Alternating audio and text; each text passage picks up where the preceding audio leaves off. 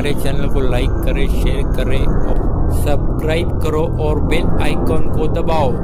अकोल्यातील Suneshwar police station हद्दीत असलेल्या हमजा प्लॉट आणि चानका प्लॉट भागात आज दुपारी दोन समुदायांमध्ये संघर्ष उफाळला। या वादातून तुफान दगडफेक आणि जाळपोळ झाल्याचे समजते।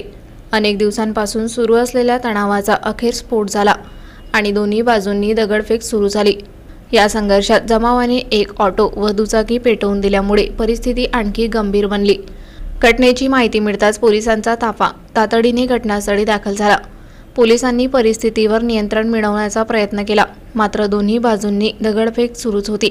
परिणामी अधिक पोलीस बलाची मदत घेऊन जमावाला शांत करण्यात आले।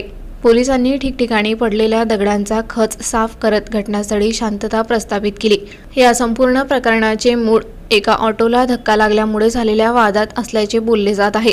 शहरात या घटनेची माहिती वाऱ्यासारखी पसरली असली तरी अकोला पोलीस दलाने नागरिकांना अफवांवर विश्वास न ठेवण्याचे आवाहन केले आहे। पोलिसांनी त्वरित कारवाई करत काहींना ताब्यात घेतले असून सध्या परिस्थिती नियंत्रणात आहे।